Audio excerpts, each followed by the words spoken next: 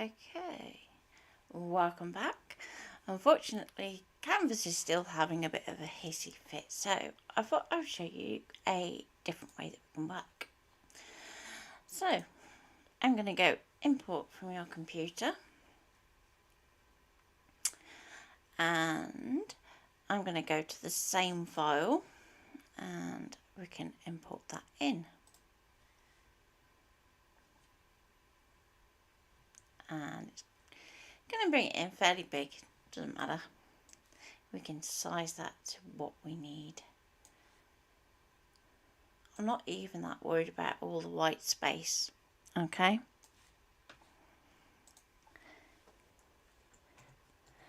So, what I'm going to do, instead of tracing it this time, is we can actually use our basic shapes to actually do our tracing for us. So we don't always have to do everything with the path tool. But what I am going to do, first of all, let's zoom in and make life easier. So if we click on the magnifying glass, we can click and drag across our shapes and let go. And that's going to zoom in as far as you need to. I'm just going to try and zoom just a little bit more. Sublime's so ridiculous. Okay, so how do I mean? So I could go to an ellipse and we could go and then, come on, go. It's going to misbehave now. What is it with you today, Canvas? So if you're having issues with Canvas, don't worry, you're not alone. I have seen a few comments over the weekend about people that are struggling with basically what the Canvas is doing at the moment.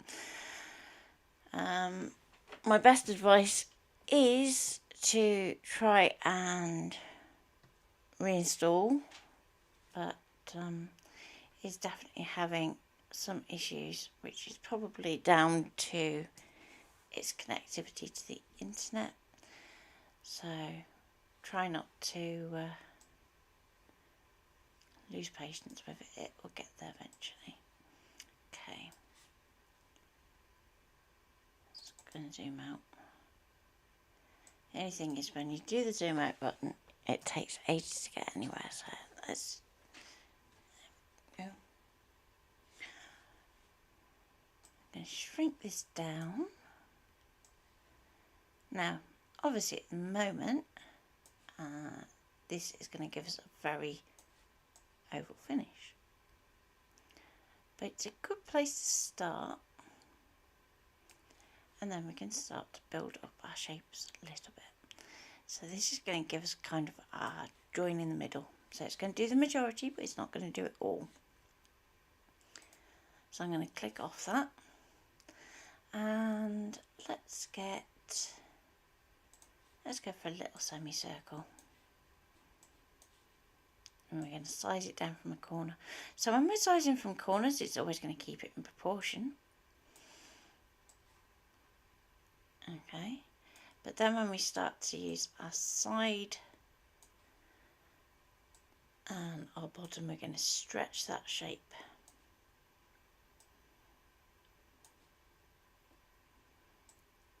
Okay, so there's the first bit.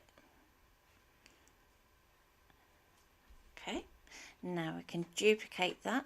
So if we go into layers, down the bottom we have duplicate, and we can pop that there, and again we can stretch that if need be. We can shrink it up. Now this bit here we can fix if we want to, so we'll see how that goes when we come to do the weld. I'm going to duplicate that again. Now this back bit, if we look at it, is pretty much one curve. So if I pop that there, stretch that out, you can see we've got that one curve. I can duplicate that shape again, rotate it round. Now if we press and hold shift, it's going to lock that rotation for us.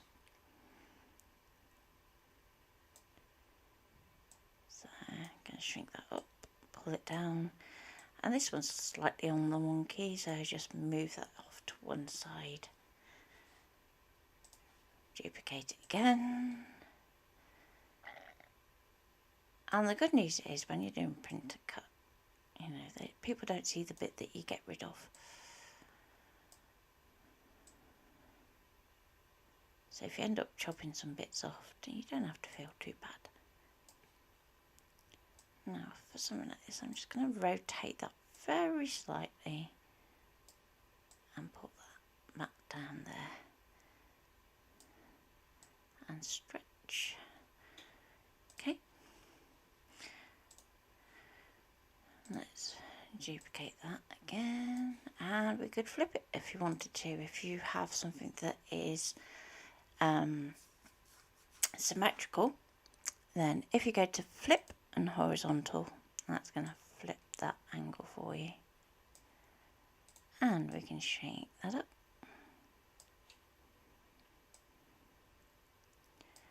Okay, one more just to do this last little bit of our pumpkin, so just here, and again we can rotate that, angle it, get it how we want it, duplicate, and let's flip that one too. So you should have something that kind of looks like that. Okay, now we've just got the stem bit. Now the stem I would almost certainly end up doing using the path tool. So if we just concentrate on the bits first of all that we can do with basic shapes, you are going to save yourself some time. Okay, so where do we go from here? We are going to go into layers. We're going to select all of these shapes. Now if you were to do select all, it's going to select your image as well, which we don't want. We just want to select the shapes. Okay, like so. We're going to go into edit, and we're going to go and weld those together. So then we have the outside of our pumpkin. Now as I said, you've got a few bits that are a little bit weird, but it's up to you if you want to fix those. To fix them, if we click again, we can get access into the nodes, which are the little control points of your shape. So then we can take them out if we need to. So any that are just in the wrong place, take them out, and then we can use the handles, the nodes that are still left, like so.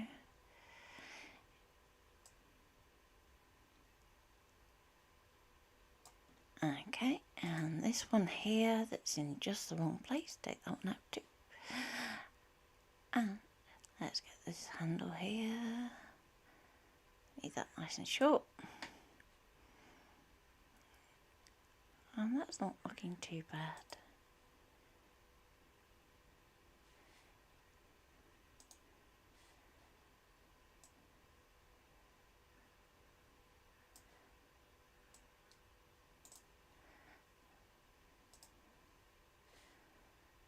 So if we turn off some symmetry, then we can use our handles independently and just drag the one back to the control point if you don't want it to kind of influence that next bit of path. But with this one here, we can just pull that one back to there. So then we have the outside of our pumpkin shape. Okay. Now let's do that stem. So the stem this time we're going to do with the path tool.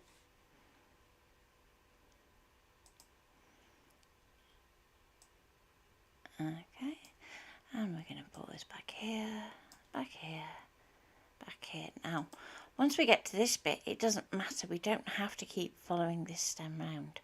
We just want to kind of come over this way so that we're building in that overlap. And basically what I'm doing is to get the curve is just clicking and dragging.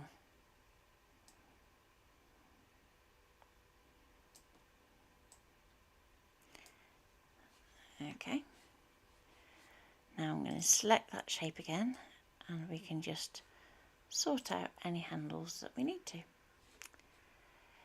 And in our layers palette, we're going to select our stem shape and also our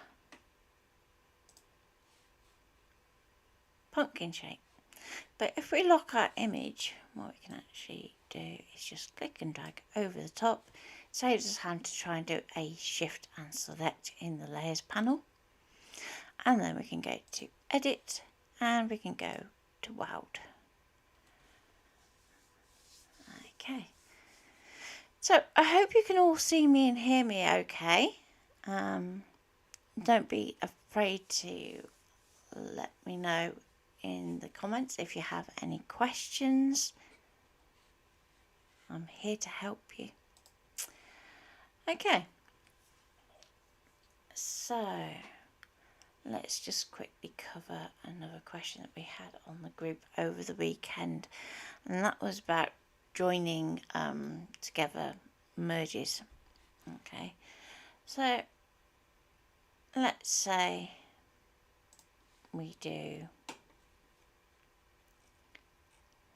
slightly different way of doing this. Let's bring in our ellipse again, and we're going to go shrink that down, and I'm going to go right down this time. And you can use this technique for text if you've done like an offset, so which was the particular usage question that was on the group. But what I'm going to do is go to my layers palette, go to duplicate, and I'm just going to use a load of these shapes just to line up. Okay, duplicate again.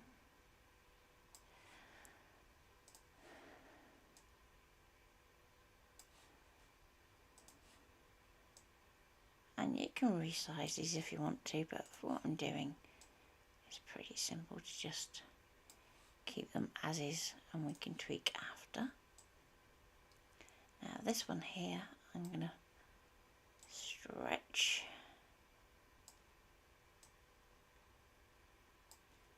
and let's rotate that to get that to follow that curve. Okay, duplicate that one and we'll rotate it again. The ellipses are awfully forgiving, so duplicate again, and this time we'll go and push that up.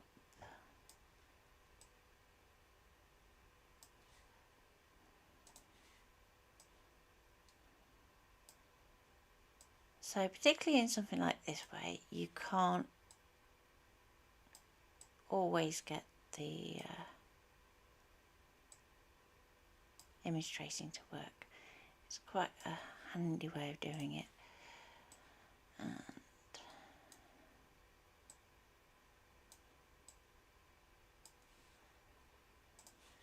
don't miss that one there.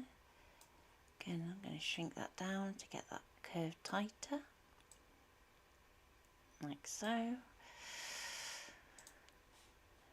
And if you want to click back on a bigger one, you can do that next duplication. And we're going to follow this curve here. Pull that out. Twist it around, drop it down. About there. Nearly done. We just got this one bit at the bottom here that just needs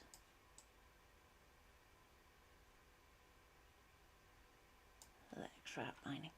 Okay, so we've got all of our little oval shapes here, and I'm going to take those shapes.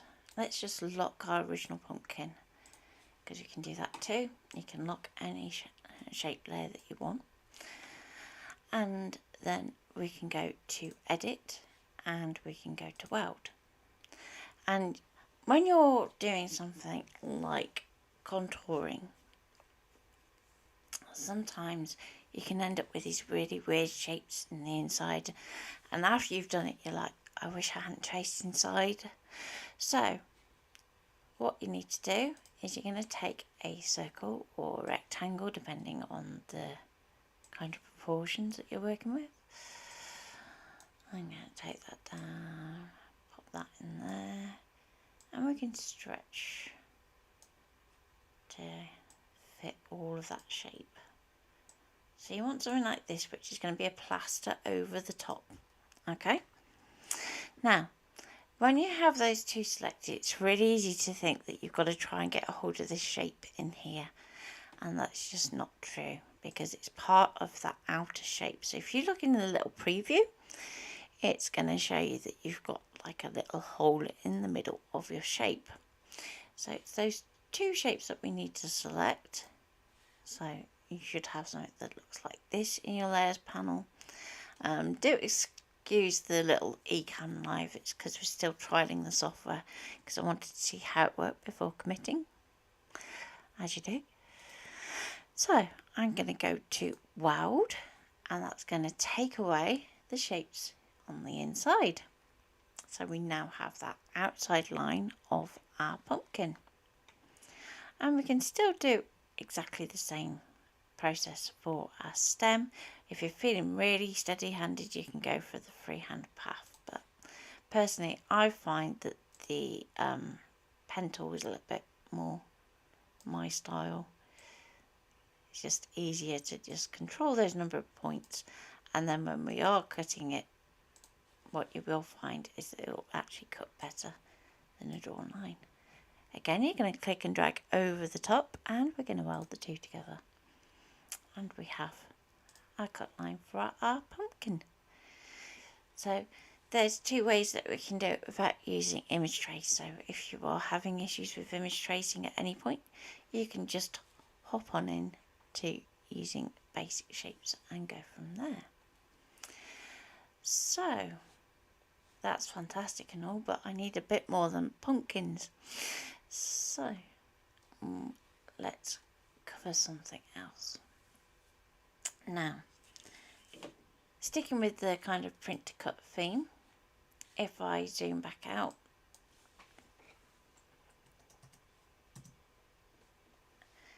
and just quickly turn my artboard ready for print to cut. Okay, so we've got our little registration marks.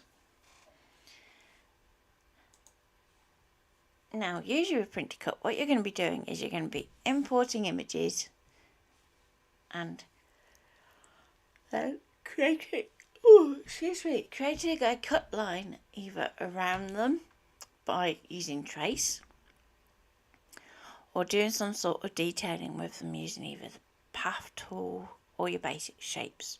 So it might be that you're creating a decorative sticker or label, and so on and so forth. But the one thing that you don't tend to see covered is how we can use print to cut with text.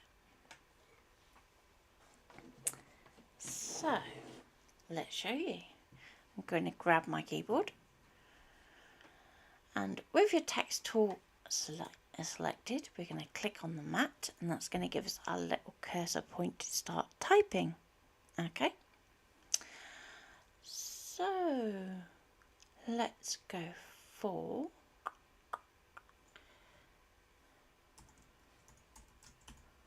Harvest Festival. There we go. Doesn't really matter at this point. So there we go, we have our text. Now usually when we're working in Canvas, I'll be saying to you all the time, line width doesn't matter, colour doesn't matter, it's there for your reference. But when we come to do print to cut, it changes. So if you're not going to be cutting this out, can I suggest that straight away you change it to draw, or if you have the option to pierce, you can change it to pierce if you want to. So let's set that to draw, and we can give it a fill colour. Now, usefully, my little palette is going to come up on a different screen. That's because I've been doing some recording, so sometimes I have stuff on different screens. Let's just bring that back in over here. There we go. So, our palette, if you're wondering where the crayons comes from, that's because I'm working on a Mac. So if you have a Mac, you'll have the crayons. If you don't have a Mac, sorry, no crayons. But what we can do instead is we do have other options. So you're going to find that you have lots of ways of creating colour with Canvas. So don't feel like you have to stick to your basic Windows or basic Macintosh colours. And we even have a little eyedropper as well. So if we click on that and let go, then as we move around the screen, we can actually select colours from our canvas. So we can go and pick the orange from the pumpkin and do it that way. Or if you want to go, well, actually, I fancy the green, we can do that and have the green. And we can do the same in line colour. So again, we're going to click on the eyedropper and we can go, okay, I'm going to go for this kind of mid-tone orange. And you can go, well, okay, I can't really see that at the moment, but let's boost our line width. Now, the line in Canvas is applied to the path centrally. So that means, although we have a 5-point line width, if we still end up cutting it out to that path, we're only going to have 2.5 points of a line. So it will actually cut through the middle of the line. So that's just something to bear in mind.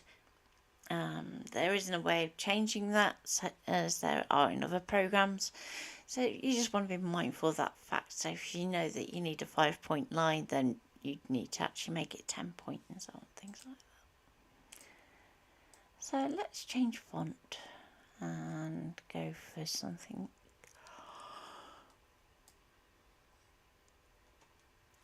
slightly different.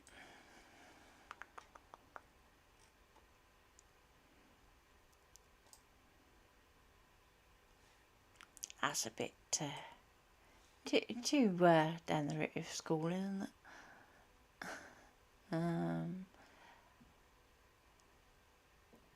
It's one of those ones where you want something nice and soft and round.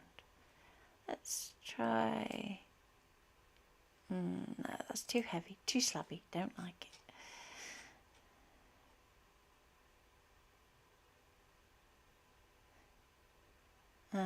I will have to do a video on how to actually create a catalogue for your fonts as well.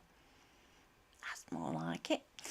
So we can keep changing this as many times as we want until we're happy with that layout. So we can go, okay, let's get me eyedropper, and we can go and let's pop in that paler colour, and that's just going to look a little bit better. Okay. Now, if you're not used to using text in Canvas, there's a few points that you have to consider. Number one is if you want to try and put it onto 2 lines, you can't. Because basically that return has been protected as a way for setting that text as done. Okay, so the way that you have to go around it is you have to take a duplicate and we'll edit this one to say just festival, and we'll edit this one to say just harvest, like so.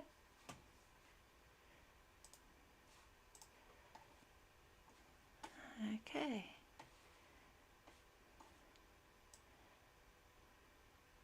So we can take that, we can shrink that up. Now, the other thing to bear in mind is as we shrink things, you're going to notice here, that line width is not going to scale. So if we take this out really big, you're going to see that it's the same line width here as it is on this text here. Just something to bear in mind, so that as you shrink things down, you also want to shrink down your line width, so that these text elements actually stay legible. because obviously, as I said, that line width sticks to the centre of the line. So as we scale, what we're going to do is we're going to actually end up filling the centres of your letters. So like the centre of the E, the centre of the A, you're going to see that they become harder and harder to read. So that's just something to bear in mind there. Now, I don't want to cut this out on this line, and I want to have it so that it's kind of more of a kind of title in and of itself. So the thought of having to cut out and stick all these little tiny letters is quite depressing. So let's show you a trick. I'm going to go to edit and I'm going to weld those two elements. Now if they're not overlapping, you're going to see that it's going to go, no, not going to do that. So if we do it so it's just slightly overlapping, and we might, you know, we can just weld like that. So it doesn't have to overlap everywhere, it just has to overlap somewhere. And then in this case it's on the H and the F there, even our dot is still separate. Okay, so we've got our text.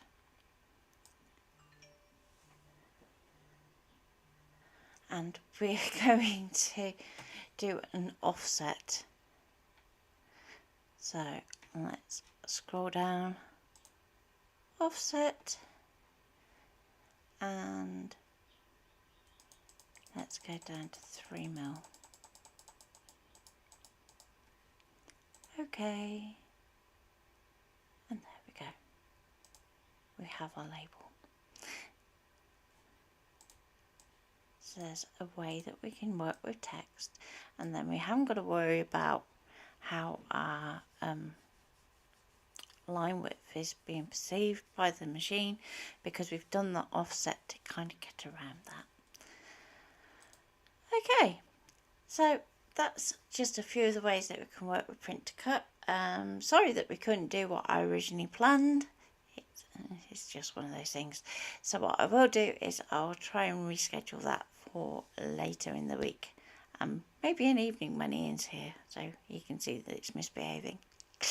Take care, and bye for now.